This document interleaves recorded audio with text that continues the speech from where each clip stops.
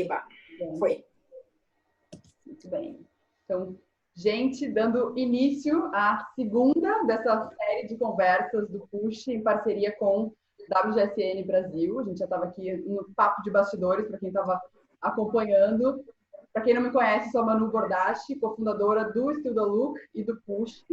E essa é a segunda conversa dessa nossa série de conversas com o WGSN. Então, para quem não assistiu ainda, toda quinta-feira, às 19 horas, eu e Luiz Arruda, maravilhoso, representando aqui WGSN, a gente vai estar aqui sempre recebendo um convidado especialista de uma área específica que a gente queira debater. Então, hoje a gente tem o prazer de receber a linda, maravilhosa, gênia, jornalista, comunicadora, criadora de conteúdo, influenciadora, Luísa Brasil. Então, queria primeiro passar a palavra para a Luísa se apresentar, né? Acho que tem várias plaquetes aí da Luísa, então acho que ninguém melhor do que tu mesma para dizer quem é a Luísa Brasil.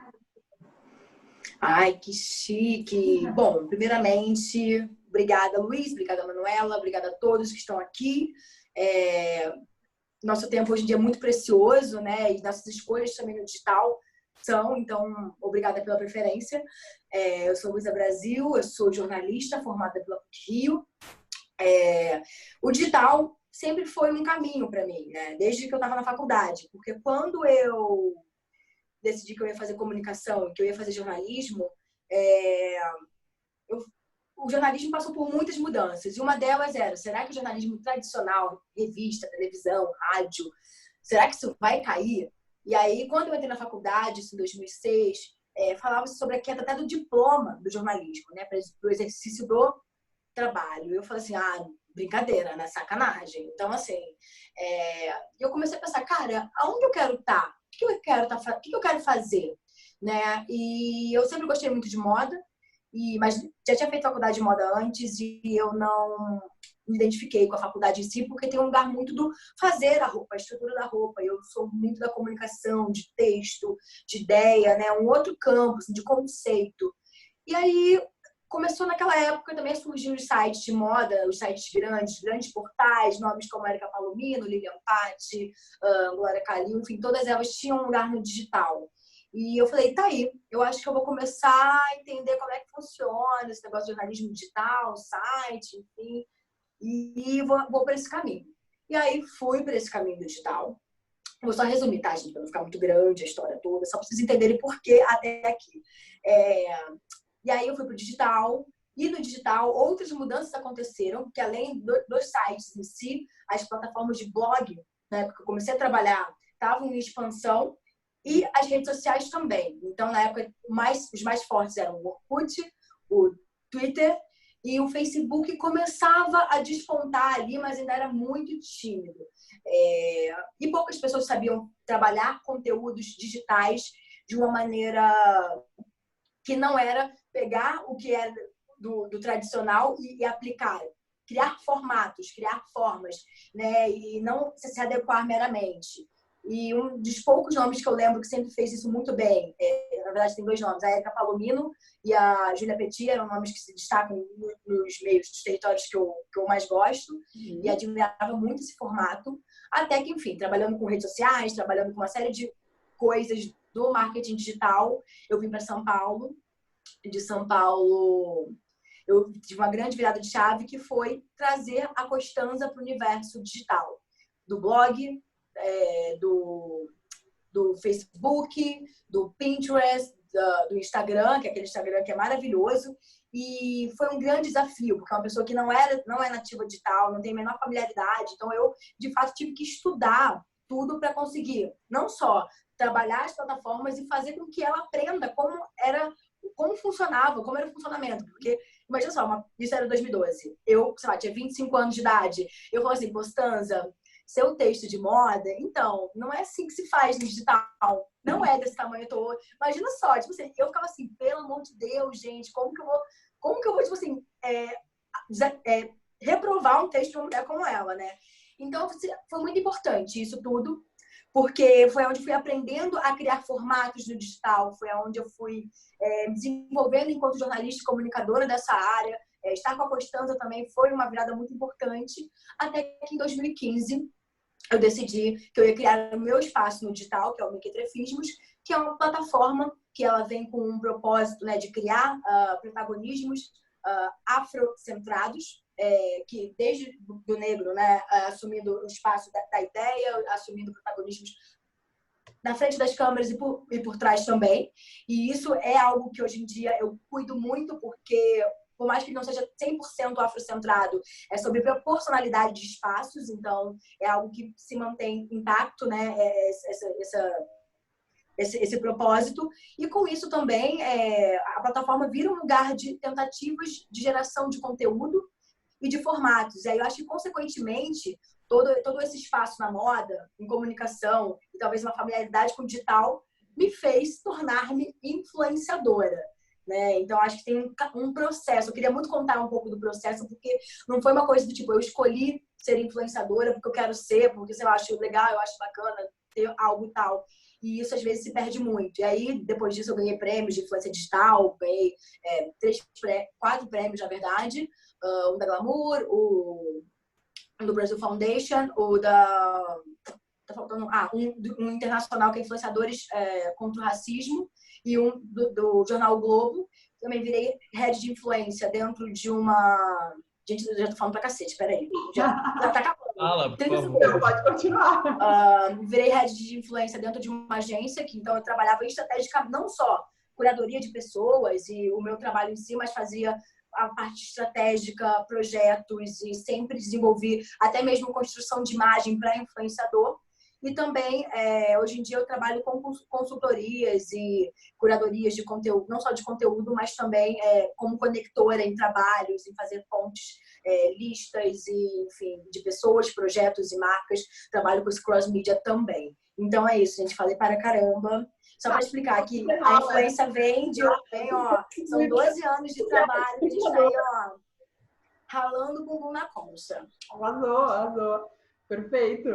E, Luiz, eu acabei não te apresentando no começo, porque eu acho que muita gente que está aqui já estava na semana passada, então a gente não entrou muito nas tuas claquetes. Acho que, né, falar um pouquinho de ti também rapidamente para contextualizar quem está chegando aqui, né, quem é participante do nosso webinar de primeira viagem. Tá. A minha claquete definitivamente é menos importante aqui. O que é importante, na verdade, é dizer que eu sou o head da WGCN Mindset, aqui para a América Latina, que é a nossa divisão de consultoria. Quem não conhece a WGCN, a gente é empresa líder em pesquisa de tendência, de comportamento, de consumo, de produto, de varejo. E a gente tem a nossa plataforma, o nosso site, que os nossos clientes assinam, e a gente tem a divisão de consultoria, que é uma divisão de projetos especializados, a partir de um desafio de marca, de mercado, de consumidor. A gente pensa numa solução, num escopo específico e dá recomendações específicas aí para o teu desafio, para o teu negócio. Acabou, é isso. Minha claquete. Incrível, exato, maravilhoso. E justamente a ideia desse webinar era sempre a gente trazer esse olhar da WGSN como especialista em todos os assuntos aí de pesquisa de tendência mesmo e trazer um especialista no assunto abordado. E aí, Luísa já fez um resumo gigante do nosso webinar, que acho que é exatamente sobre isso, assim, como que as pessoas viram influenciadoras, se elas viram influenciadoras porque simplesmente querem ser, se elas se auto-intitulam influenciadoras, a trajetória por trás disso. Então, acho que até como uma primeira pergunta aí para a gente começar essa conversa, queria te perguntar, Luísa, para ti, o que é um influenciador? O que torna uma pessoa um influenciador? O lugar, para mim, do influenciador é alguém que trabalha a partir das consequências de um trabalho, de uma construção profissional ou pessoal que você tenha feito. O digital, ele ajuda, sim, a amplificar discursos, a amplificar mensagens, a amplificar vozes. Então, eu acredito muito que o papel da influência vem um pouquinho antes, é um passo zero atrás do digital, né? Que quem é você quando desliga a chavinha da internet? O que você faz para o mundo? Então, eu acredito muito que esse é o lugar da influência que faz mais sentido, sabe? Eu sei que é um mercado que vai se modificando muito e eu entendo as novas perspectivas, né, do mercado. E quando eu falo assim, do influenciador, também tem um lugar do que é o comunicador e o que é o criador de conteúdo, porque existem essas pessoas também, existem lugares diferentes dessas atuações. E tudo isso é importante para a gente entender que a influência está aqui, enquanto tem várias ramificações que fazem essa construção do que é ser influenciador, né?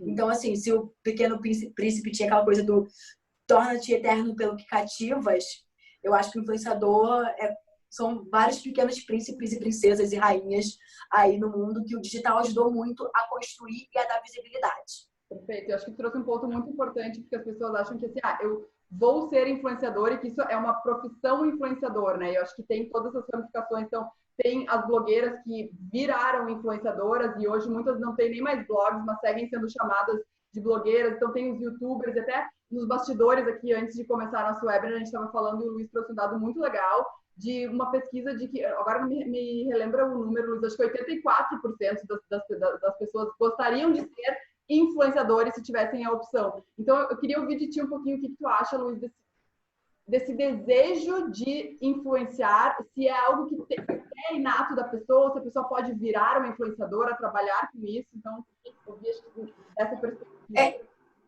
Eu acho que cada geração, cada década, você tem seus ídolos, seus ícones, seus heróis, enfim, independentemente de se eles são bacanas ou não. Acho que se a gente falava na década de 60, o sonho de mulheres era serem Misses Brasil, Miss Universo, tinha toda essa construção de imagem, né? Aí você vai na década de 80, gente, eu tô aqui resumindo, tá? Só para contextualizar. Você vai para a década de 80, todo mundo quer ser Paquita, década de 80, 90, né? Todo mundo quer ser, sei lá, Estrela da Malhação, todo mundo quer ser de emissora de TV, porque isso era o referencial de formar a opinião das pessoas, né? Isso que era ter visibilidade, reconhecimento na carreira.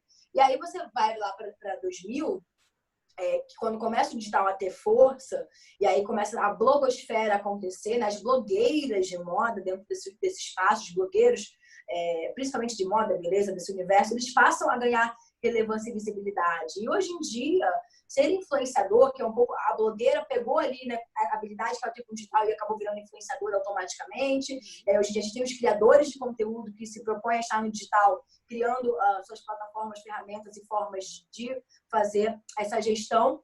E essas pessoas viram esse lugar realmente como um lugar, até mesmo na mudança das relações de trabalho. Porque tem uma geração aí que, eu não sei como vocês lidam, mas eu ainda sou millennial.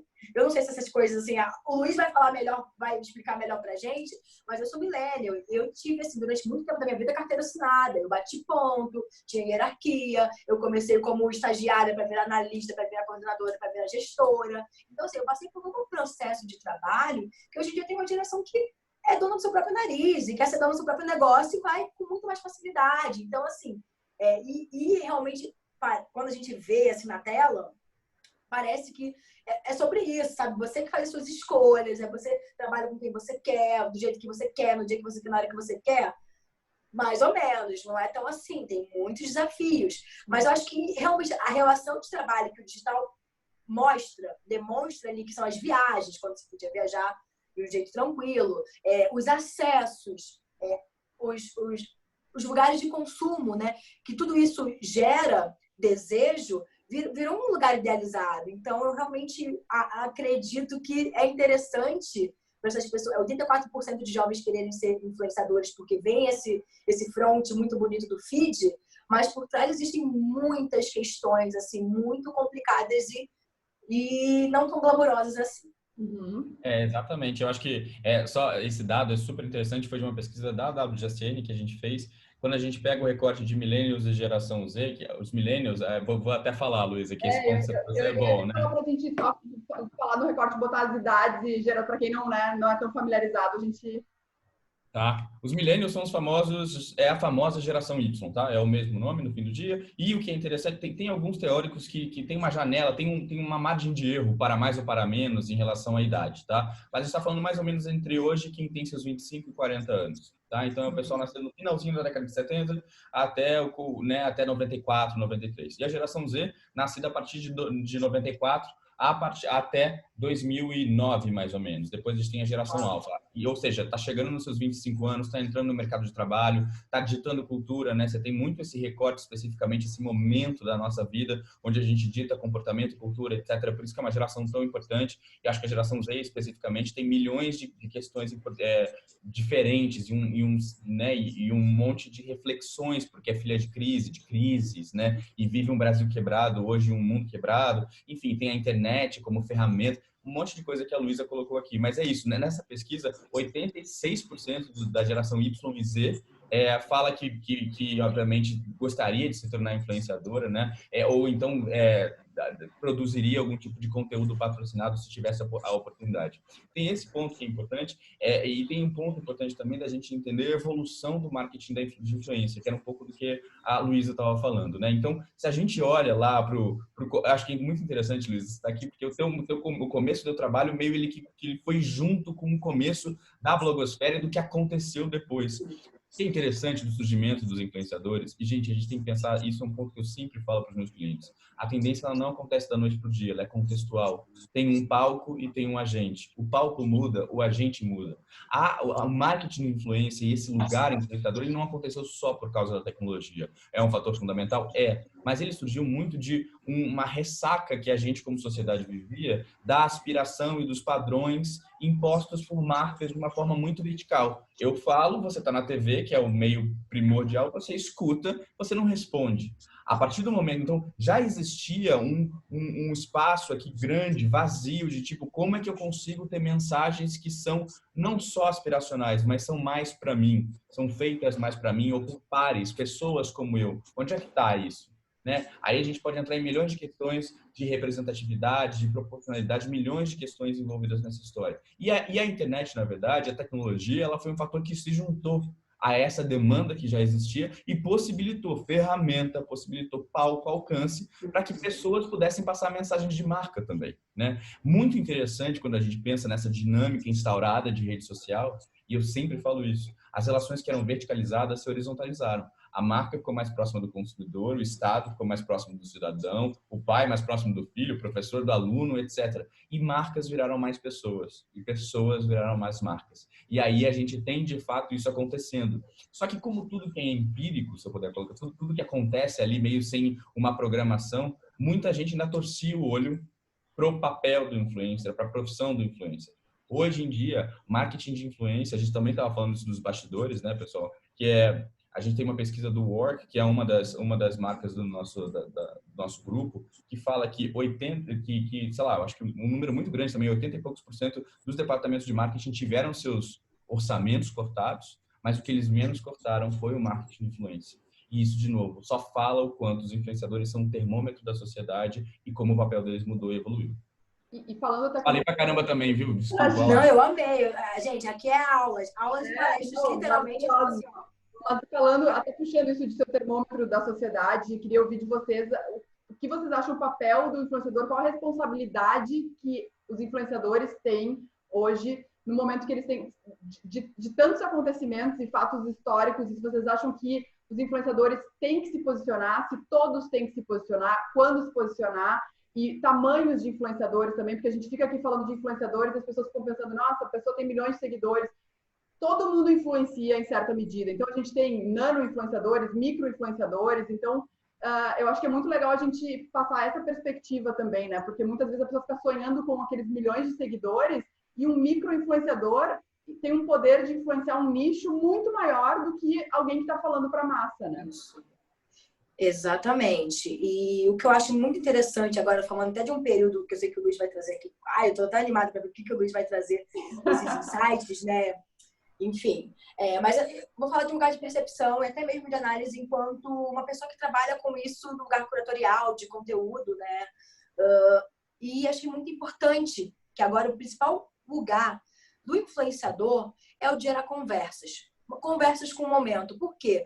Nem sempre a gente precisa entender o que está acontecendo lá fora, ou entender sobre política, entender sobre contextos de saúde, sanitários, enfim.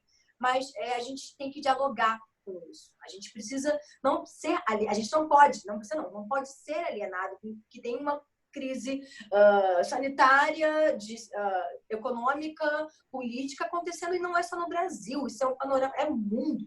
Né? Então, assim, hoje em dia, para mim, o grande papel do influenciador, por mais que não seja desses territórios, né? Eu sou uma pessoa que, naturalmente, enquanto comunicadora, eu estou atuando em muitos territórios, apesar de moda ser um importante lugar para mim, mas, assim, a gente precisa ter conversas. Né? Aí eu vou pegar um exemplo, gente, que é um pouco mais vago, e aí, independentemente das polêmicas e tudo, mas, assim, um exemplo por que uma Anitta está tendo live sobre política no Instagram dela, explicando política de um lugar, assim, dando papinha na boca das pessoas, né? E aí você vê o Felipe Neto também. Eu estou falando dessas escalas de milhões de seguidores, porque são pessoas que falam com muita gente. E por que ele está ali também explicando política e cedendo espaço, enfim? Por que agora, né, os grandes nomes, os broadcasters da rede social, eles estão abrindo, fazendo takeovers, permitindo que pessoas pretas estejam nos espaços delas para falar sobre os lugares de fala de nós, enquanto pessoas pretas no Brasil e no mundo. Então, assim, eu acho que o principal objetivo hoje em dia da rede social é a gente gerar conversas, e conversas com verdade. Né? Ninguém precisa saber de tudo, mas a gente precisa ser empático. A gente não pode mais ficar alienado com o nosso closet, com a nossa bolsa, porque, assim, aqueles antídotos que a gente tinha antigamente, que eram, sei lá, as viagens bacanas, os rolês maneiros, os restaurantes bacanudos, tudo isso caiu. E aí? O que a gente faz? Como a gente se reinventa dentro desse universo? Porque, assim, no fundo, o consumo, ele continua a existir, né? Até o Luiz falou, os investimentos de marketing, eles são redistribuídos. Aí eu tô falando de um lugar mais mercadológico mesmo, porque o out of home não tem mais tanta importância quando você aplicar numa mídia digital, numa pessoa que pode ser, sei lá, fazer uma live, fazer algum conteúdo, um formato bacana no digital. Então, assim, só que essa pessoa precisa gerar conversas com a realidade, até porque também o lugar que o digital tem hoje em dia, que é ainda mais espontâneo, porque a gente tá aqui numa live, a gente precisa ter jogo de cintura para lidar com as coisas, para ter assunto. Não é só mais a fotinha do feed parada, o lugar estático. Então, assim, tem um movimento, tem uma conversa aí acontecendo, e quem não tá entendendo e não tá sacando que precisa ser de verdade, tá caindo. E uma fotinha no feed que eu acho, assim, que é muito curioso, né, de que agora que as pessoas estão muito mais expostas. Quanta gente, assim, ao longo desses quase 8 anos e meio, quase 9 anos de estudo Look, Push tem menos tempo, mas, enfim, de pessoas que eu conheci que eu admirava muito. E aí, quando se conhece, a pessoa não tem repertório, ela não tem bagagem e aquilo não se sustenta, né? Total. E eu acho que tem... E é muito interessante como a gente observar mesmo uma história recente, dá pra gente essa perspectiva, Manu. Luiz, em cima do que você estava dizendo, se a gente volta para aquela história, né, do momento onde a gente viu o surgimento, entre muitas aspas, dos influenciadores, como a gente conhece hoje, como é que eles começaram, na verdade? Eles começaram exatamente com o que a Luz estava falando, que era aquela vida filtrada e era o que cabia num feed, né? Que antes era só uma foto. E mimetizando o lugar das marcas, que era quase como se cada post fosse um print de revista, um anúncio de revista, né? E ainda muito vazio de discurso. E aí o que aconteceu? De novo, termômetro da sociedade. A gente começou a evoluir como sociedade, temos muito para evoluir ainda, mas se a gente pega um recorte Brasil especificamente, a gente começa a ver que isso não dá mais conta. Então os consumidores ou os seguidores pararam de topar, por exemplo, esses conteúdos filtrados. Assim como negaram as marcas, né, lá atrás, não, eu não quero isso, eu quero gente como eu falando. Quem estava se comportando como marca e fazendo prints em vez de trazer conteúdo também começou a ficar para trás, né? E de novo essa profissão começou a evoluir. E hoje em dia especificamente a gente vê que, de novo, é muito menos sobre aspiração, até porque não dá para ter aspiração. Como a Luísa falou, caiu viagenzinha, caiu restaurante bacana, nem tem mais isso, né? A gente está com, né, os influenciadores especificamente completamente nus ali. E aí o que sobra? Sobra uma sociedade que pede e demanda por informação, né? E uma sociedade um pouco mais reflexiva, principalmente a geração Z, que é uma geração filha de crise, mais nova, que questiona muito mais, onde não vai mais caber isso. Hoje em dia, o que a gente fala na WGCN, que influenciadores viraram, é meio pesado, figuras de autoridade. Figuras de autoridade. E eu vou dar um exemplo para vocês que para mim é muito sensível, que é o seguinte: o governo, não sei se vocês sabem disso, mas o governo da Finlândia, entendendo no momento de pandemia, entendendo o que a gente estava vivendo, entendendo que quem estava realmente sendo ouvido eram os influenciadores, fez uma campanha oficial com influenciadores para conscientização em relação à pandemia, em relação à Covid-19. Quem falou, os porta-vozes, foram os influenciadores, gente como a gente, e não mais só com o look ou só com a viagem e me trazendo essa informação. Esse lugar de figura de autoridade. Cara, a OMS fez campanha com influenciadores também. É, de novo, uma mudança. A gente está nesse momento agora, se a gente puder tirar uma foto, é de influenciadores como figura de autoridade, e da mesma forma como marcas hoje são cobradas como figura de autoridade ou governo, influenciadores começaram a ser cobrados também. Que é exatamente isso que a Luísa estava falando, né? Você tem essa plataforma, você precisa educar, você precisa gerar awareness sobre questões importantes, você precisa discutir temas urgentes, não dá mais, até porque para muitos você é a única fonte de informação. Você precisa trazer essa informação de qualidade e vai ter muita gente ali no teu pé, atrás de você, como está atrás do governo e como está atrás das marcas, se você virou essa figura de autoridade. E é um peso mesmo importante. Não, e a gente tá num lugar também de falar de igual para igual. Eu acho que se a gente for ver também as mudanças de mercado, de que revistas que foram perdendo espaço para blogueiras, depois foi se encontrando no meio do caminho, era isso, tirar um título ali, uma coisa muito institucional e passar para uma pessoa, de que está falando de igual para igual. Então, eu acho que tem muito esse papel do influenciador também, que qualquer coisa que vai sair sobre o influenciador, ele abre a câmera, ele desmente na mesma hora, ele fala aquilo na mesma hora. Então, antes a gente vivia muito esse mistério em cima de modelos, celebridades, uma foto de um paparazzi que a gente não sabe a realidade, o que aconteceu, o que não aconteceu. Então, agora, o influenciador, né, e aí a gente, falando dessas ramificações de influenciadores, o youtuber, o blogueiro, o criador de conteúdo, é muito mais acessível e é muito mais real. E queria entender o que vocês acham, principalmente por esse momento que a gente está passando agora, de uma pandemia que com certeza vai mudar muito o comportamento daqui para frente das pessoas, e que a gente chegou num momento que o ostentar, o mostrar tudo que virou cafona, né? E as pessoas querem cada vez mais a realidade. Não sei o que vocês acham a respeito. Luiz, vai você primeiro.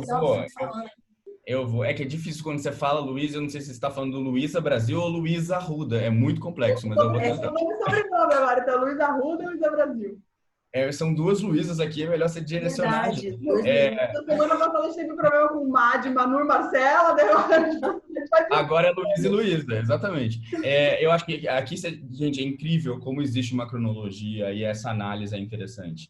De novo, a gente deixou a aspiração de lado e hoje em dia a gente quer o mais real possível, né? Tem um papel dos influenciadores importante e marcas inteligentes vão correr atrás, que é de furar a bolha, né? Não só trazer informação, mas por tudo que a gente está vivendo agora especificamente, que vivemos muito tarde, na verdade, é sobre conseguir furar a bolha. Olha que interessante essa provocação. O influenciador não é mais aquilo que você aspira, e sim o contrário de você. É quem te abre espaços, é quem te mostra outros pontos de vista que você não tinha antes. Quanto mais real e quanto mais possível e diferente de mim for, mais relevante é esse influenciador. E não é à toa, a gente tem um estudo grande também sobre isso, que os nano ou micro influenciadores têm crescido tanto.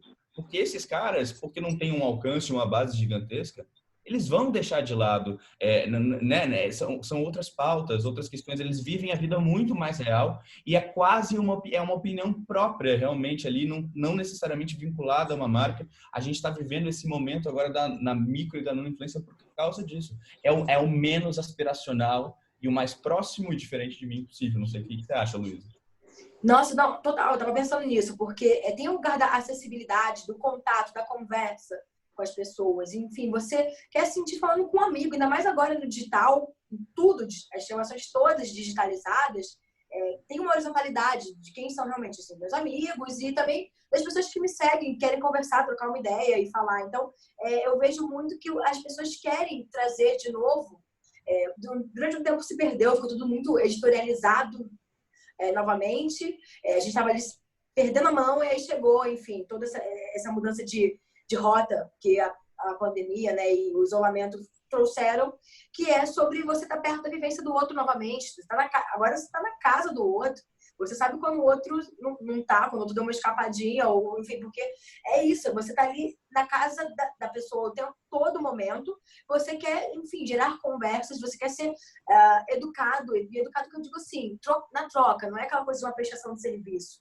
É um lugar de relacionamento mesmo. Né? A gente não quer, de novo, falar com a televisão, ficar falando naquele espaço hierarquizado top-down, assim, tipo, cara, o cara tá aqui falando e eu só tô recebendo. Não, a gente quer interação, a gente quer essa troca. Então, concordo muito com o Luiz, com esse formato dos micro e nanos e também da importância da gente relativizar, né, o que são esses números hoje em dia, porque por mais que a gente fale que é do tal a tal, é nano, é micro, daqui para cá é influência, daqui para cá é macro, é um pouco sobre a qualidade de quem te segue, né? Isso é muito importante, é sobre a qualidade de quem absorve seu conteúdo e não vai embora, né? O quanto você gera alcance, o quanto você gera interações, porque as pessoas estão ali porque elas respeitam e gostam do que você faz. Então, assim, isso é o mais importante na construção desse trabalho, para você se tornar um influenciador na sua vida profissional, na sua carreira, enfim. Luísa, não é só sobre o número, é exatamente, é perfeito. Por que agora estamos falando de micro e nano e estão colocando números? Que a gente adora colocar número em tudo, né? Mas até te pedir para fazer um parênteses disso, Luiz, e explicar até onde vai o nano, até onde vai o micro e depois, para quem não é familiarizado também. Não, tem muita gente, não existe literatura necessariamente sobre isso, né? Não existe um teórico como a gente tem, talvez, sobre gerações, especificamente. Quando falam de menos de 10 mil seguidores, as pessoas fazem as suas especulações. E tem gente vai ter gente que vai discordar de mim agora, de novo, porque não existe necessariamente um ponto pacífico em relação a essa história. Mas acho que o mais importante, na verdade, do que a Luísa está trazendo é que definitivamente não é só sobre o número. Por que normalmente estão falando isso dos caras que têm menos de 10 mil seguidores? Sei lá, 5 a 10 mil seguidores. Porque esses caras estão se mantendo reais aos seus discursos. E é muito doido que para muitos desses micro e nanos que não têm a menor ideia, que são formadores de opinião, micros e nanos, etc., é muito difícil eles fazerem esse pulo, porque não se viam como influenciadores e quando vêm, tem gente discutindo o que eles falaram, né? Então, não existe necessariamente um trabalho para ser influenciador, mas aquilo acontece. Ou às vezes existe. E eu acho que isso que a Luísa falou é muito importante. É muito mais sobre pauta, temática e engajamento. Engajamento vale muito mais do que número. Isso a gente aprendeu desde que era importante número de likes em fanpage do Facebook. Não quem viveu, sabe, Gabi, né? Era real aquilo. Quem trabalhou com comunicação antes ali nos 2010 sabe que o importante é o número de fãs que você tinha na sua fanpage. Só um último ponto que eu queria colocar que eu acho super importante, uma claquete, uma frase de um reporte nosso que eu acho muito poderosa, muito simples e muito poderosa. As redes sociais viraram um lugar de conversa séria.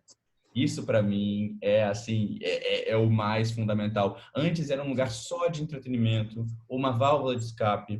Hoje em dia, elas são, para muitos, uma fonte de renda, para muitos, um lugar de educação e informação, né? Então, a gente tem um shift midiático gigantesco. E agora, a gente vai viver um momento, já estamos, não é à toa que o cancelamento existe, não é à toa que a cobrança por mudança existe, está ali no Instagram, nas redes sociais no gerais. Agora, a gente vai viver um momento de rede social como trabalho, como ferramenta e lugar de conversa séria. E eu acho que quanto antes as marcas também, muitas obviamente já entenderam, mas quanto antes elas entenderem isso, melhor para todo mundo, porque o que eu via muito, assim, tratando com diversos clientes e marcas de vários tamanhos, é muitas vezes a pessoa que, não tá, não, agora todo mundo já, obviamente, não tem como fugir de mídias sociais, mas a pessoa deixa, o estagiário que vai cuidar do social media. Então, assim, gente, falando no Still the Look muito rapidamente, assim, a nossa colaboradora mais antiga, que foi a primeira funcionária do Still the Look, é a pessoa que cuida das mídias sociais. Então, é assim, a importância que isso tem, hoje é o principal canal para todas as marcas. Então, lógico, né? As mídias são complementares também, mas assim, tem uma importância muito grande. Tudo tem essa importância e tudo é complementar. Então, não é aquela coisa, a TV matou o rádio, a internet vai matar a TV. Nada mata nada, o online vai matar a loja física. Tudo se complementa, né? Mas eu acho que isso é um ponto muito legal da gente trazer das marcas também e o desafio das marcas no momento de escolher os influenciadores que elas vão trabalhar, que era outro tópico que a gente estava falando aqui nos bastidores também, mas a gente vê cada vez mais marcas trabalhando com influenciadores que, quando se dão conta, estão no meio de um escândalo ali, sem querer, porque o influenciador está envolvido numa polêmica ou num posicionamento que não tem nada a ver com o que a marca acredita. Então, queria ouvir de vocês o que vocês acham que é o caminho ideal no momento de uma marca escolher um influenciador e de um influenciador escolher uma marca também, porque o inverso é muito verdadeiro. Eu acho que no começo era muito assim, a marca que me procurar, as pessoas acham que o influenciador vai topar e é um casamento ali que ambos têm que concordar um com o outro, né? E é muito complicado. Eu já estive no espaço de ser a pessoa que faço também curadorias, e aí, quando você quer fazer uma coisa super bacana e amarrar pessoas muito legais e que vão construir uma história, uma narrativa legal, aí a marca chega, que bacana, mas a gente quer aquele ali com 3 milhões de seguidores, que a gente vai falar com mais gente. E aí, quando você vai ver, aí você perde a concorrência. Aí ela fez com a agência que botou lá os 3 milhões, a pessoa de 3 milhões, e a campanha vira um grande flop, assim, ninguém viu, ninguém percebeu, passou, sabe? Eu acho que ponto um, eu acho que tem um lugar de marcas, aí eu tô falando também de um lugar que não precisa ser uma marca gigantesca, o cuidado de como você estabelece os relacionamentos com os influenciadores, né, e com as pessoas, que realmente tem que ser uma sinergia, uma verdade. E realmente eu vejo muito que as marcas que estabelecem relações verdadeiras, que constroem, não chega só, olha só, tenho essa verba aqui, quero um post 3 stories, faz aí. Isso, hoje em dia, não converte em nada, né? E não converte nem para o influenciador, que precisa ser mais estratégico, sim, em como vai ter uma marca no seu portfólio, porque eu acho que a gente tem que realmente pensar que um post 3 stories, ele não vai te dar o resultado, o retorno do que você fez, se foi bom ou se é ruim, só por conta disso. Eu acho que são planos, são narrativas, é sobre também o lugar do influenciador, começar a fincar o pé. Olha, eu sou criadora de conteúdo, vem na minha, eu acho que tem que ser por esse caminho, dessa forma, desse jeito, e eu acho que tem que ser um desdobramento. Assim, a gente tem que cuidar um pouco mais da nossa carreira, do nosso trabalho. Eu acho que muitas das vezes fica aquela coisa receptiva do que o cara quer, e ninguém reivindica, ninguém fala nada. E aí vira um grande flop, e aí você, também não sabe ver números. Então, tem um lugar que temos que ser mais analíticos, sim. Temos que estudar números, sim. Eu sou a pessoa que vejo ali, faço várias análises. Eu sou nerd mesmo, tenho reunião eu pego os relatórios, eu faço. Eu tenho esse controle do que são as minhas redes, né? E dos trabalhos que eu faço também, tem um ponto.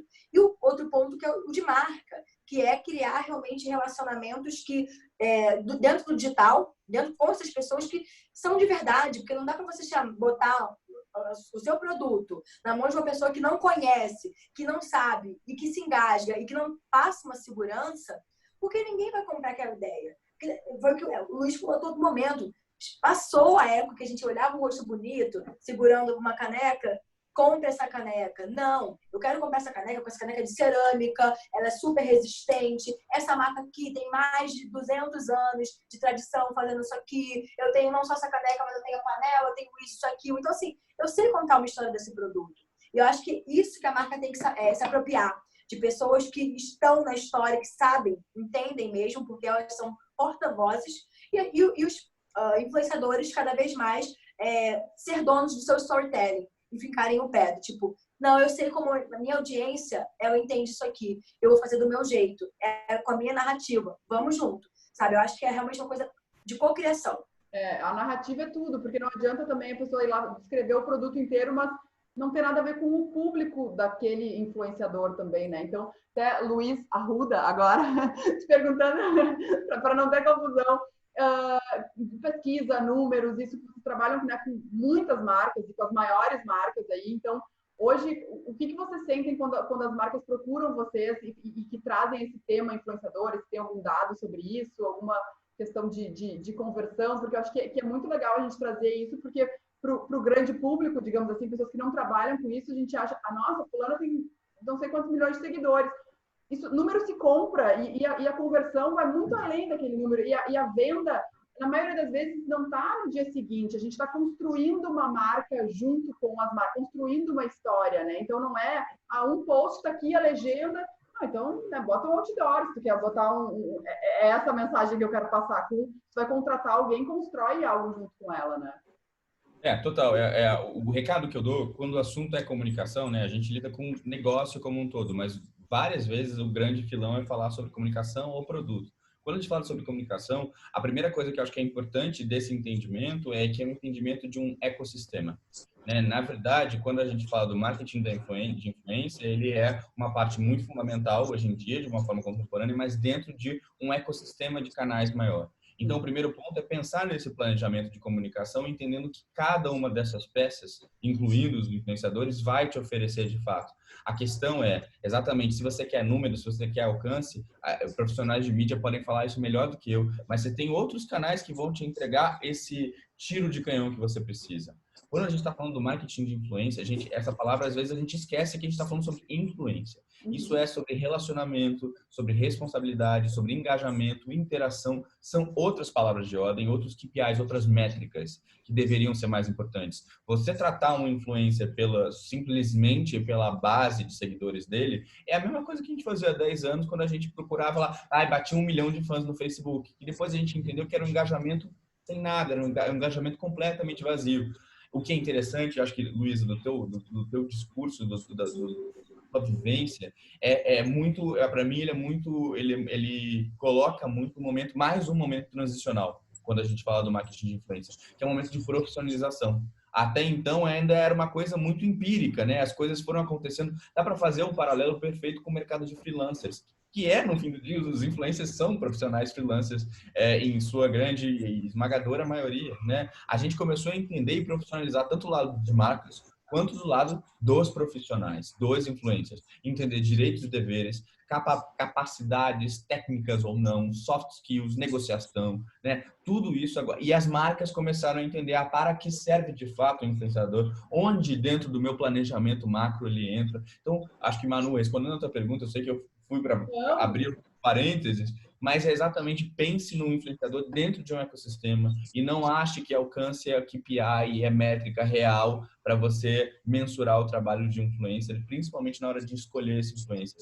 E às vezes pense que para momentos diferentes ou discursos diferentes, você pode ter influências diferentes. Você quer um tiro de canhão, a gente sabe quem a gente pode chegar. Você quer relevância, engajamento e troca, cocriação, que alguém falou no chat que eu achei uma ótima palavra, porque produtor de conteúdo, na verdade, não é só alguém que vai aceitar um briefing e acabou. É alguém que discuta o briefing, que recoloca. Imagino que, Luísa, no seu dia a dia, tem muito isso, né? De qual é o meu lugar aqui, né? De cocriação, de fato. Faz sentido? Não, faz todo sentido. E aí, Luiz, até lembrei de algo quando eu trabalho, na verdade, com curadoria, né, e conexão de influenciadores para marcas e para projetos, que é o funil da influência, né, entender que tem ali, tem o broadcaster, que é aquele cara de 1 milhão e que fica ali na pontinha da pirâmide em termos de número, não é sobre, não falando sobre conteúdo ou sobre, enfim, é sobre o que ele representa, né, essa coisa do broadcaster, do amplificador que está ali numa base de muitos mil seguidores, muitos. E aí tem o engager, que é essa pessoa que é mais de inspiração, que gera umas conversas, gera um lugar de desconstrução ali, que aí tem uma base de, sei lá, até mais ou menos, né, uns 100 mil seguidores. Gente, e esses números são muito relativos, foi o que o Luiz falou, sabe? Então, aqui só para a gente ter um parâmetro, mas não é muito relativo. E aí tem uma base, né, da pirâmide, dos micro, que são pessoas que de fato são maiores, mas que de repente quando você vai fazer uma ação, olhar para esse funil e de repente entender, poxa, eu preciso talvez de uma pessoa que é broadcaster, outra é engager. Então, se você olhar isso por um lugar mais parametrizado, dentro de um funil de influência, talvez seja importante para a sua ação ganhar mesmo a relevância, o alcance, a interação, enfim, todos os skills, tudo que a gente precisa para fazer um projeto de sucesso. Sim.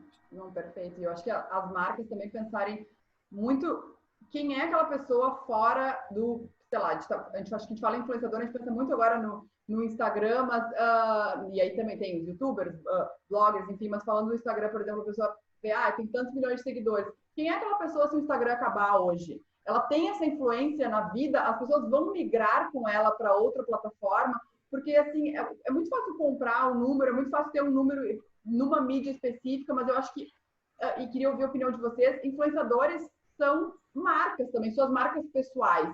Então, a força que isso precisa ter e como se posicionar e como aceitar também com quem trabalhar. Faz sentido, não faz? Porque, lógico, é muito sedutor, 1 milhão de recebidos, 1 milhão de marcas querendo trabalhar junto, comprando post, e aí vem a pessoa se acha muito importante, a pessoa está querendo comprar, mas é só um post no feed. Não é só um post no feed. A gente estava falando aqui nos bastidores também, acho que só nossos bastidores eu dava um webinar separado, mas assim, muitos projetos que o influenciador, o produtor de conteúdo tem que ser tudo, tem que saber um pouco de tudo, ser uma microempresa, né? Sim, uma microprodutora, assim, eu acho que o futuro do influenciador hoje em dia, até olhando esses... São spoilers de algo que a gente vai falar depois, enfim. E eu me percebi nesse lugar com a pandemia, até estava no começo que a gente estava conversando, quando abriu o chat, eu falei, cara, eu agora estou aqui, estou olhando para mim, eu estou com 3 ring lights, estou com um microfone, isso aqui que é o tripé, vários espalhados pela casa, carregadores 1000. Então, assim, acho que o espaço do influenciador hoje em dia, e dessa profissionalização, eu sei que tem lugares de privilégio, né? E investir em equipamento e tecnologia, ainda mais com toda essa questão econômica, é muito caro, mas a gente se profissionalizar, sabe? Eu acho que não dá mais para... Aí eu tô falando do viés do influenciador, tá? Eu sei que o Luiz vai trazer um outro olhar do mercado, então vou para também não ficar muito prolixa. Mas é sobre a gente se profissionalizar e que entendemos que nós somos pequenas produtoras. E assim, é óbvio que hoje em dia a gente está lidando com um momento muito singular de produção e a gente não precisa ficar fazendo tudo ao mesmo tempo, até porque eu até acho que, tipo, eu acabo perdendo o foco do que é o mais importante para mim, que é a minha roteirização, o meu conteúdo. E eu me vejo aqui vendo a luz, vendo o ângulo, vendo tudo. Mas isso sim é um lugar de ser produtor, né? E de termos nossas produtoras. Então, acho que é o caminho, a evolução tá nisso, sabe? Eu vejo isso muito mais perto do que... sei lá, eu não falaria nisso há 6 meses atrás, mas hoje em dia eu falo que realmente quem puder, né, dentro desse mercado, ter esse lugar de investimento e começar a se entender enquanto uma produtora, vai começar a realmente a ter contratos mais interessantes, a pensar o lugar de influência de um outro patamar. Uhum. Perfeito. E olha que doido isso, né? Porque é isso, um influenciador hoje em dia é a marca, é a produtora, é a agência ao mesmo tempo. Talvez seja o maior microcosmos que exista, o mais potente, porque você tem todos os skills, basicamente. E só um ponto interessante que você colocou, Manu, que é como é que funciona essa migração, né? Por exemplo, de plataformas. Eu acho que, de novo, quem constrói bem a sua marca e produz bem o seu conteúdo e está ali por engajamento, a gente viu, por exemplo, pessoas que saíram do Snapchat, né? E hoje em dia tem um espaço, até na mídia, TV aberta, TV paga, tem pessoas, né? E isso, para mim, isso é um indício de que essa migração é possível e de que não é só sobre a sua rede, é como você trabalha a sua rede, isso é muito fundamental. Essa migração que a gente está vendo agora para o TikTok, de novo, termômetro da sociedade, tem um porquê do TikTok, por trás que a gente vai falar já já. Mas tem muita gente do Instagram para o TikTok, no Instagram e no TikTok, entendendo, acho que, Luiz, isso é super legal da gente falar, papéis diferentes para canais diferentes, né? Então, eu acho que o PR também, que é uma outra questão, que às vezes é você no veículo, no canal do outro.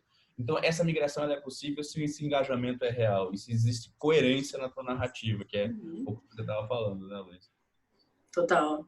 Eu acho que falando de coerência e outro tema que a gente falou antes, acho que muda também de cada mídia, mas a gente vem vendo uma onda de cancelamentos e agora mais do que nunca, né? Então, hoje, cada influenciador tem ali, a sua marca, mas ao mesmo tempo a sua marca pode acabar da noite para o dia por algo dito fora de contexto ou algo realmente muito grave dito também. Então, o que vocês acham sobre essa onda de cultura do cancelamento, que as pessoas podem ser canceladas em algumas mídias e depois voltam ou seguem abrindo seus negócios depois fora dessas mídias porque ganharam já visibilidade. Então, tem um papel muito importante de uma mudança de comportamento da sociedade como um todo, que se empoderou para tomar a frente disso, de quem vai dar certo e quem não vai dar. Porque, querendo ou não, são os seguidores, é a audiência que vai construir aquele influenciador, né? Sim. Luiz, vai você, porque tem...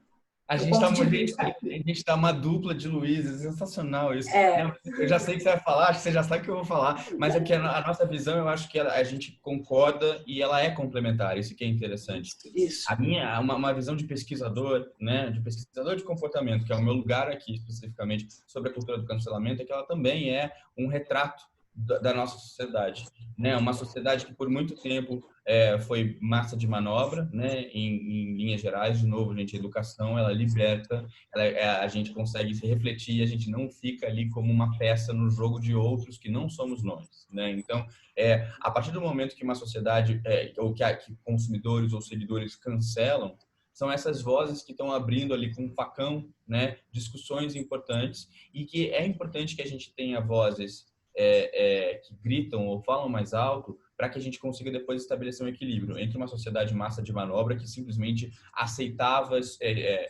silêncios históricos, né? E hoje, que seja de gênero, de orientação, de raça, de posição social, etarismo, tudo. A gente aguentava tudo no silêncio. Foi o que a Luísa estava falando no começo, né? Era tipo, olha que os nossos padrões de beleza eram padrões de beleza não brasileiros, né? Olha o que estava na revista, não éramos nós, enfim, toda essa questão, né? Brasil falando. Então, o cancelamento, a cultura do cancelamento é o outro lado, é o lado extremo de uma sociedade que aprendeu um monte de coisa e está entendendo como falar sobre isso e entendendo um equilíbrio, né? De novo, o discurso de ódio é algo, isso de uma perspectiva pessoal, para mim é completamente inviável. Mas eu acho que a partir do momento que a gente conseguir abrir de facão, né, e ter gente que vai se posicionar para que as pessoas entendam e acordem, olha o que está acontecendo agora. Já tinha que ter acontecido há muito tempo, mas que bom que está acontecendo e que bom que está sendo algo forte para isso. Mas a gente chegar num equilíbrio, que para mim o equilíbrio do cancelamento, né, é o lugar de provocar mudança ou demandar mudança, né? Cancelar não é necessário. A cancelar você é como se você simplesmente tapasse ali o sol com a peneira. Aquela pessoa ou aquela marca provavelmente ainda está com as mesmas práticas, as mesmas questões, e a demanda por mudança é que é o mais importante. E Luiz, acho que tem um ponto parecido e complementar aí com isso, né? Sim, concordo em tudo que o Luiz falou. E eu queria muito pontuar também, até do ponto de vista que aí a gente fala de um lugar de desigualdades de um país como o nosso, que, enfim, as políticas de inclusão, elas vêm como um lugar que coloca o negro, coloca o pobre, principalmente para ter mais estudo, para ter mais acessos, e aí a gente começa a reivindicar, se eu estou tendo mais acesso, mais espaço, por que eu não estou? Não me vejo, aí até gerou o movimento que tem mais ou menos 5 anos, que eu não me vejo, não me compro, não me vejo, não compro, e outras demandas, né, e outras até necessidades dentro de embaixadores de marca e dentro de uma série de pontes, e tudo nosso acaba ficando num lugar não de desprestígio, mas o influenciador negro, ele chega de uma outra perspectiva dentro da rede social, dentro do digital, né? As mulheres negras, hoje em dia a gente tem esse levante, né, das intelectuais negras, enfim, e de uma série de pontos de vista, de colocações importantíssimas, mas já vem de uma outra perspectiva. Os números são muito díspares, né? Tudo muito desproporcional. E isso já diz muito sobre o racismo estrutural que existe dentro das redes sociais, até porque também em muitos dos casos, não imagino que as pessoas que estão aqui nos acompanhando sejam essas pessoas, mas assim, acham que a pauta racial é algo que não corresponde a pessoas não negras, assim, é de nicho, mas enquanto isso, as pessoas negras consomem conteúdos de pessoas brancas. Então, assim, acaba virando todo uma questão bem desproporcional e problemática. E aí, quando eu vou para o lugar do cancelamento, porque eu gosto muito disso que o Luiz fala, né, que é sobre reivindicações, né, de uma coisa que tipo, fazia sentido talvez há 5 anos atrás, há 10, mas hoje não faz mais. Não dá mais para ser de uma certa maneira, de um certo modo. E aí a gente não está falando de ódio, a gente está falando de reivindicações mesmo de uma sociedade que mudou. Mas aí o que acontece junto com isso, esse lugar do cancelamento, ele gera perdões, indulgências para algumas pessoas que para outros não. Então, assim, eu vejo pessoas negras, quando elas são canceladas por algum erro, algo que elas fizeram, elas são muito massacradas num lugar muito desproporcional e diferente de pessoas não negras, que conseguem voltar para o mercado, conseguem ter perdão, conseguem, enfim, ter a passada de pano, sabe? Então, assim, tem um lugar da seletividade do cancelamento que isso sim a gente precisa ficar atento.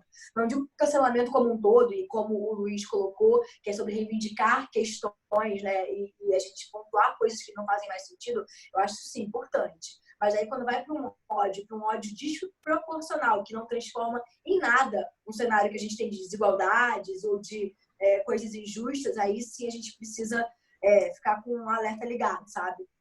E é uma questão, como você disse, estrutural. Acho que esse ponto que você falou é muito fundamental, Luiz. E uma coisa que eu aprendi, tá aqui mesmo, não é porque eu selecionei, eu não sabia necessariamente que ia chegar, mas, ó, brancos, queridos. E entenda esse ponto que a Luísa está falando aqui, ó.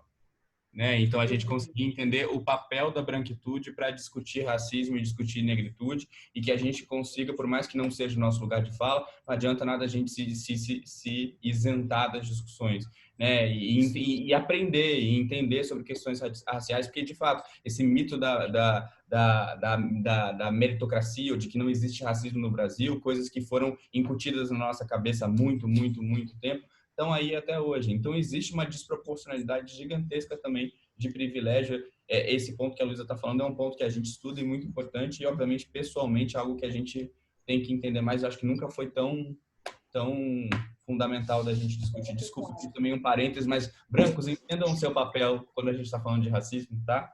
Foi a gente que criou isso, então a gente tem que ter um papel mais ativo. E eu acho que isso também é o principal papel dos influenciadores, é abrir a conversa. Porque olha o que está acontecendo também, quanta gente está aprendendo e dialogando, e eu acho que, né, indo para um outro lado da cultura do cancelamento, mas realmente aprendendo e estando disposto, porque às vezes é a mesma mensagem dita de outra forma. Então, as pessoas cobrando as empresas, cobrando os influenciadores sobre posicionamentos, se isso vem de uma forma pacífica, mas séria igual, eu acho que vai para um outro lado que eu acho que é muito mais construtivo para todo mundo. Então, eu acho que isso é muito legal da gente trazer aqui, de realmente fomentar o diálogo mesmo, porque eu acho que cada vez mais tudo é muito colaborativo, e até mesmo o conteúdo dos influenciadores, né? Não sei se isso influencia muito pelos que as pessoas te dizem que elas querem ouvir, Luísa. Quem te influencia? Acho que é uma ótima pergunta. Quem influencia os influenciadores? Olha, eu acho que seria um pouco injusto. Talvez eu fale nomes, mas assim, eu vou falar a minha metodologia de influência, de pessoas que me influenciam. Para mim, são as pessoas que, de alguma forma, fazem transformações efetivas fora do digital. É até engraçado, né? Porque assim, eu conheço muita gente que é do textão e fala coisas maravilhosas, maneiríssimas e tudo, mas eu gosto muito de quando se transpõe o digital. E o digital vira só uma janelinha pequenininha de acordo com os outros fazeres, sabe? Pessoas que decidam, pessoas que sentam em mesas, né? Pessoas que articulem ações transformadoras para a vida real. Então, assim, quem me influencia são, sei lá, as Oprah Winfrey da vida, né? As Michelle Obamas da vida, as Samantas Almeidas da vida, né? Manus e Catas da vida, que fazem eventos incríveis, que botam as mulheres para pensar em empreendedorismo, se enxergarem num lugar que nunca foi dito como nosso. Então, assim, eu vejo muita importância de você realmente desligou a chavinha da internet, você botou assim, jogou ali no campão a galera. Quem é você na fila do pão? Eu sempre faço essa pergunta assim, para entender o lugar da influência das pessoas. Uhum. Arrasou, perfeito. E tu, Luiz, quem te influencia? Cara, quem me influencia... Pesquisador de tendências, meu Deus, vamos usar essa resposta. Não põe esse peso em mim, que nem influenciador eu sou, pelo amor de Deus, vai. Sou um simples pesquisador. Eu acho que, para mim, especificamente agora, e já faz um tempo, quem me influencia é quem consegue furar a bolha, a minha bolha. A bolha ou do meu privilégio, ou quem consegue me expor outros pontos de vista. E, de novo, né? Olha que doido, não quero mais ser influenciado por aquilo que eu posso ser. Eu quero ser influenciado por que eu não sou. E isso, para mim, é muito, muito, muito poderoso, né? Então, eu consigo entender todos os meus privilégios como homem, branco, cis. Existe, obviamente, uma parte de mim que não necessariamente eu consigo ter um mínimo de noção do que é um discurso marginal e não estar numa situação de total privilégio. Mas, hoje em dia, quem mais tem me influenciado são mulheres pretas vitoriosas. Luiz, eu já te sigo, não sei se você sabe, meu amor, mas eu te sigo de outros pushes já, querida, que você fazendo painel e eu lá na coxinha atrás, indo para o próximo. Mas Luísas Brasis, Nathalie Neri, Jamila Ribeiro, Xongani e também, obviamente, outros tantos, os Espartacus também, eu acho super legal, porque é isso, né? E ver gente preta falando de vitória, falando de qualquer assunto, não de dor só, não de racismo, né? Para mim, isso que tem me inspirado, que é exatamente o oposto do meu privilégio como homem branco, né? Então, acho que esse lugar é quem tem mais não só me influenciado, me inspirado e feito com que eu transformasse o meu olhar e o meu trabalho como pesquisador, porque eu sei que existe um lugar de importante, quando você é um pesquisador e dá uma recomendação, que você consiga se livrar desses vieses. O preconceito está enraizado em todos nós, mas se você consegue refletir e se educar, você consegue dar respostas diferentes. Então, são essas pessoas que me influenciam agora. Azar. E, gente, eu queria muito pegar várias perguntas aqui, mas a gente não vai ter muito tempo, então já me encaminhando para o final, infelizmente, eu queria ficar horas falando com vocês aqui, mas dentro desse cenário, pegando tudo que a gente falou, assim, acho que resumindo, quem vocês acham que são os influenciadores do futuro? O que vocês acham que os influenciadores do futuro precisam saber ou que características eles precisam ter? Marcas também que querem influenciar, porque marcas também são influenciadoras, né? Então, o que são os influenciadores do futuro? Se são marcas, se são pessoas? De modo geral, assim, a visão de vocês.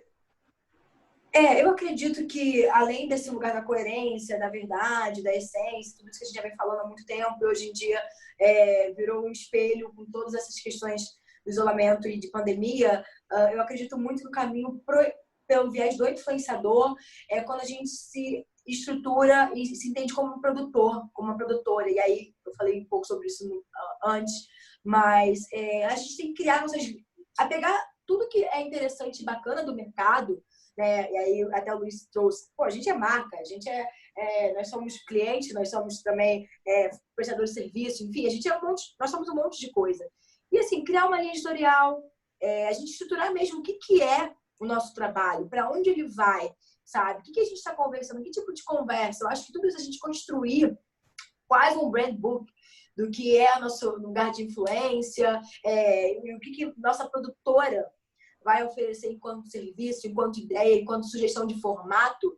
Eu acho que esses são os influenciadores que vão subverter a todas as lógicas, porque não é alguém que está esperando um e-mail passivamente, que vai fazer um post 3 stories, acabou, entregou, e esperou a aprovação, postou e tudo bem. Não, sabe? Ontem mesmo, eu cheguei com um acordo que eu tinha, enfim, de um contato que eu tenho. Cara, eu derrubei, falei, não vou fazer assim desse jeito, porque uma coisa é eu ser empática a uma pauta, mas eu não quero sequestrar a pauta de outras pessoas. Mas a gente vai ter que ver, então, com a Global. Vamos antecipar com a Global, então. Caiu, sabe? Eu acho que às vezes a gente tem muito medo, né? E a gente acha que porque estão oferecendo esse espaço e querendo trabalhar com a gente tem que ceder. Não, sabe? Eu acho que se as marcas, se as empresas, elas chegam até nós, para justamente que a gente valide o trabalho delas a partir do que a gente vive, o que a gente faz, o que a gente o que a gente inspira, o que a gente influencia. Então, realmente a gente tem que ter um lugar de se entender editorialmente, né, de entender a nossa estrutura de trabalho, a gente ter esse senso crítico de como a gente vai se portar diante das pautas do mundo e pautas que às vezes nem são as nossas. Então, eu acho que o caminho é por aí. É a evolução do Media Kit, né, Luiz? É outra coisa. A evolução do Media Kit. Porque, vou te dizer uma coisa, tá? Porque influenciadora, empresa e produtora, e também prospecta, também vai atrás. É isso, eu acho que concordo super com a Luísa. E eu acho que do meu lado, uma coisa que a gente discute muito lá na WGCN, e eu acho que principalmente nesse momento a gente falou tanto de responsabilidade versus conteúdo, coerência versus narrativa, tudo isso que a gente, profissionalização, né? Então, o influenciador do futuro é aquele que é capaz de escutar, aprender e discutir. Nessa ordem. Não existe outra ordem.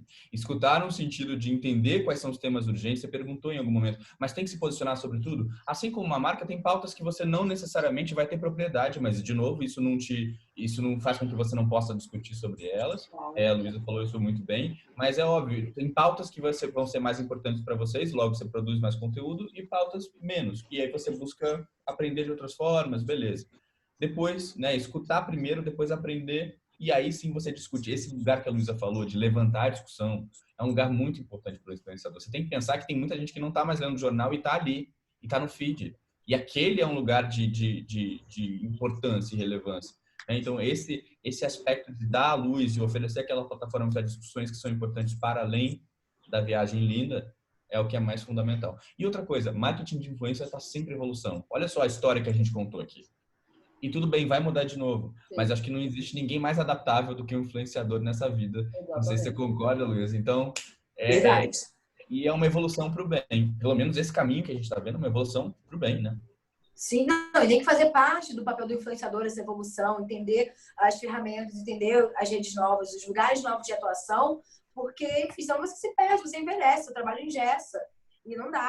Isso é um movimento, né? Um trabalho de inovação. Não tem como a gente ficar ali parado no tempo.